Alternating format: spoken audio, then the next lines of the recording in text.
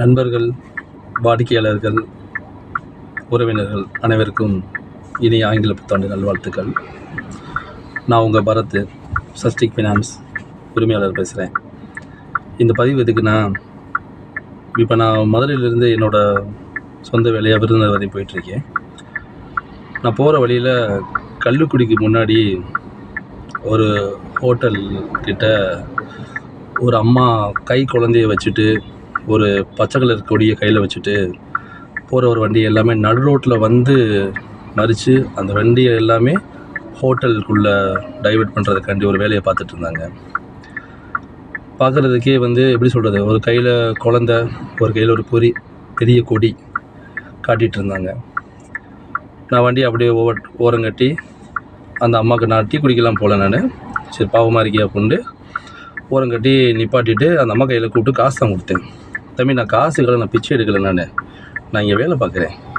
எனக்கு ஒரு நாளைக்கு 250 ரூபா சம்பளம். காலையில் 8 மணிலேருந்து சாயங்காலம் 6-7 மணி வரை வேலை. எனக்கு அந்த 250 ரூபா சம்பளம் போகும் தம்பி, நீங்கள் சாப்பாடு இருக்குது, சாப்பிட்லாம், டீ இருக்குது, குடிக்கலாம் எல்லாமே சொன்னாங்க. எனக்கு ஆச்சரியமாக போச்சு. இந்த குழந்தைய நான் இறக்கவே மாட்டேன் தம்பி, குழந்தை. ஏன்னா அதை பார்த்தோம்னா ஒரு 8 மாதம் 9 மாதம் குழந்தை. நல்லா ஒரு துணியில் கட்டி வச்சுக்கிட்டாங்க, அந்த கொடி இது பண்ணிக்கிட்டு. அதாவது இத்தனை வண்டி வேறு வரணும், டார்கெட் மாதிரி தான், இத்தனை வண்டி அவங்க கொண்டு வரணும் அப்படின்ட்டு. அதுக்கு முன்னாடி ஒரு ஐயா இருக்கார், அவரும் கொடியை கட்டி 2 பேரும் போட்டி போட்டு அந்த ஹோட்டலுக்காண்டி வேலை பார்த்துட்ருக்காங்க. அவங்ககிட்ட கேட்டேன், அம்மா சேர்லாம் இல்லையா அப்படின்ட்டு. இல்லை சேர்லாம் கிடையாதுப்பா, நாங்கள் காலையில் நின்றுக்கிட்டே தான் வேலை பார்ப்போம் அப்படின்ட்டு.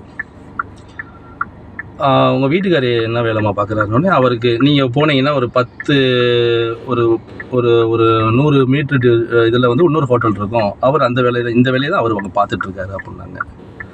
அவருக்கு சம்பளம் அப்படின்னா அவருக்கு 350 ரூபா சம்பளம் அப்படின்ட்டு. அவங்களோட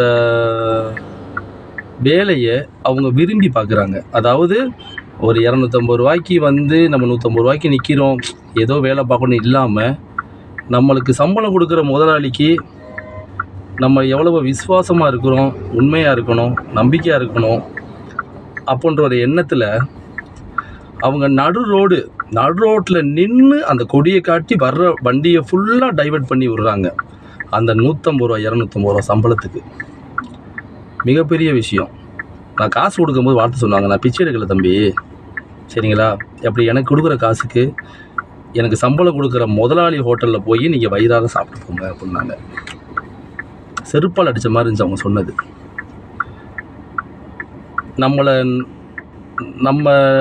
நம்மளை நம்பி இருக்கிறவங்களுக்கு எப்பயுமே நம்பிக்கை துரோகம் நம்ம பண்ணக்கூடாது. அந்த தொழிலில் சொல்லி குடும்பத்தினாலும் சரி. வாய்ப்பு எல்லாத்துக்குமே கிடைக்காது. கிடைக்கிற வாய்ப்பு சரியாக பயன்படுத்திக்கிட்டால் தானும் உயர்வாங்க, தன்னை சுற்றி இருக்கிறவங்களையும் உயர்த்தி விடுவாங்க. நம்ம நிறைய பேர்த்துக்கு நம்மளை மாதிரி அவங்களும் இருக்கணும்னு தான் வாய்ப்பு கொடுக்குறோம்.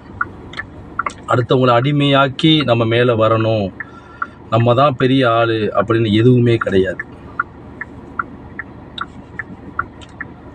எல்லாருமே சரிசமந்தான். இன்றைக்கி நிலைமை இருக்கிறவங்க அடுத்து உயர்ந்த நிலைமைக்கு போவாங்க, இல்லைன்னா தாழ்ந்த நிலைமைக்கு வருவாங்க. இதுதான் நியதியே.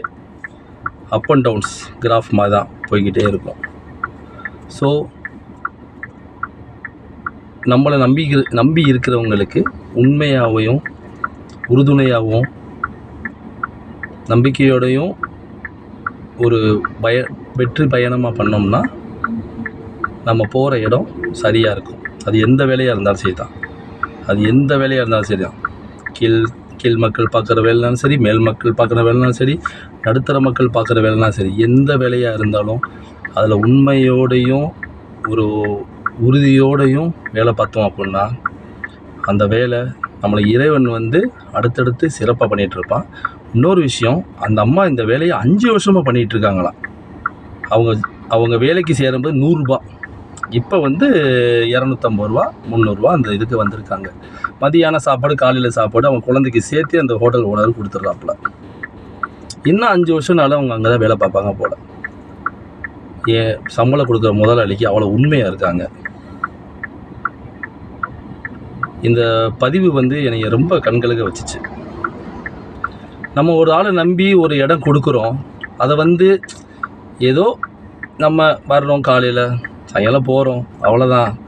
என்னதையோ வந்து கொடுக்குற சம்பளத்துக்குன்னு இல்லாமல் உங்கள் வாழ்க்கையை உயர்த்திக்கிறதுக்கும், உங்களோட தரத்தை உயர்த்திக்கிறதுக்கும், உங்களோட தலைமுறையை உயர்த்திக்கிறதுக்கும் நீங்கள் இதை ஒரு வாய்ப்பாக பயன்படுத்தி மென்மேலும் நீங்கள் உயர வழி பாருங்கள். உங்கள் மீது வைக்கிற நம்பிக்கையையும் அவங்க மீது நீங்கள் வைக்கிற நம்பிக்கையும் ஒருபோதும் கெடுத்துடாதீங்க. தேங்க்யூ.